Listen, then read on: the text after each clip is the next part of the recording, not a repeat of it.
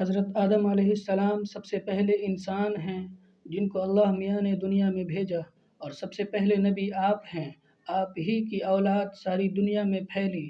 آپ کا ذکر قرآن پاک میں 19 بار آیا ہے۔ جب اللہ تعالیٰ نے دنیا کو آباد کرنے کا ارادہ کیا تو اس نے فرشتوں سے کہا، میں دنیا میں اپنا ایک نائب خلیفہ بنانا چاہتا ہوں۔ فرشتوں نے کہا، اے اللہ، تو دنیا میں ایسے شخص کو نائب بنانا چاہتا ہے جو خرابیاں کرے اور خون کرتا پھرے۔ ہم تیری تعریف کرنے کے ساتھ تیری تسبیح اور پاکی بیان کرتے رہتے ہیں۔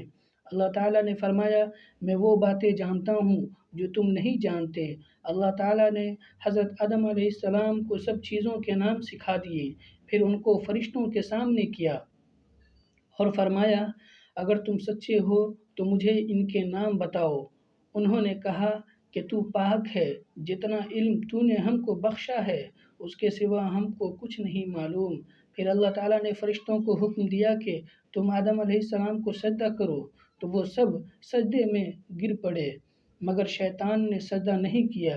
اللہ تعالیٰ نے حضرت آدم علیہ السلام سے کہا کہ تم اور تمہاری بیوی جنت میں رہو اور جہاں سے چاہو کھاؤ پیو، مگر ایک خاص درخت کے متعلق حضرت آدم علیہ السلام کو منع کر دیا کہ اس کے قریب بھی نہ جانا، ورنہ تم ظالموں میں سے ہو جاؤ گے۔ اس طرح اللہ تعالیٰ نے حضرت آدم علیہ السلام کا امتحان لیا کہ دیکھیں یہ ہمارا کہنا مانتے ہیں یا بھول جاتے ہیں اور شیطان کے بہکاوے میں آ جاتے ہیں۔ شیطان جو پہلے ہی حضرت آدم علیہ السلام سے ناراض تھا کہ ان کی وجہ سے وہ خدا تعالیٰ کے دربار سے نکلا اور خدا تعالیٰ کی لعنت اس پر ہوئی، اور اس نے قسم کھائی تھی کہ میں حضرت آدم علیہ السلام اور اس کی اولاد کو قیامت تک بہکاتا رہوں گا۔ اللہ تعالیٰ کا کہنا نہ مانے اور خوب برائیاں پھیلائے۔ وہ حضرت آدم علیہ السلام اور ان کی بیوی حضرت حوا علیہ السلام کو برابر بہکاتا رہا کہ اس درخت کا پھل تم ضرور کھاؤ، اس کے کھانے سے تم فرشتے بن جاؤ گے، جنت سے کبھی نہ نکلو گے۔ آخر ایک دن حضرت آدم علیہ السلام اور ان کی بیوی حضرت حوا علیہ السلام بھول سے شیطان کے بہکائے میں آ گئے اور درخت کا پھل کھا لیا۔ پھل کھاتے ہی دونوں ننگے ہو گئے اور جنت کا لباس ان کے بدن سے غائب ہو گیا، اور وہ جنت کے پتوں سے اپنے بدن کو چھپانے لگے۔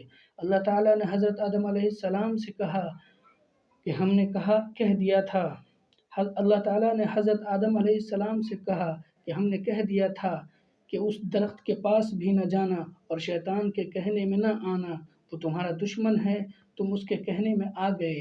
اب تم اور حوا جنت سے چلے جاؤ اور دنیا میں جا کر رہو۔ حضرت آدم علیہ السلام کو جنت سے نکلنے اور شیطان کے بہکائے میں آنے کا بہت رنج ہوا، اور بہت عرصے تک اللہ تعالیٰ سے معافی مانگتے رہے اور روتے رہے کہ اللہ تعالیٰ مجھے معاف کر دے۔ آخر اللہ تعالیٰ کو رحم آیا اور حضرت آدم علیہ السلام کو یہ دعا سکھائی کہ اے ہمارے رب، ہم نے اپنے اوپر ظلم کیا اور تو ہم پر رحم نہیں کرے گا تو ہم بڑا نقصان اٹھانے والوں میں سے ہو جائیں گے۔ تو حضرت آدم علیہ السلام نے یہ دعا بہت گڑ گڑا کر مانگی۔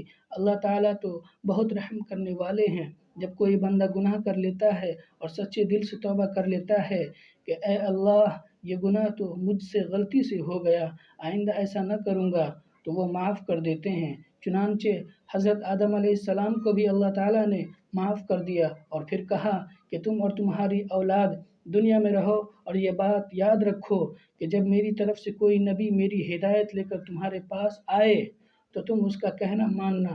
جو میرے بھیجے ہوئے نبیوں کا کہنا مانے گا اس کو پھر نہ کوئی خوف ہوگا اور نہ غم ہوگا، اور جو